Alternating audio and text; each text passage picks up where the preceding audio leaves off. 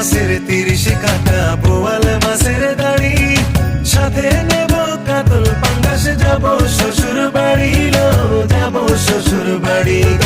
পহেলা শীতে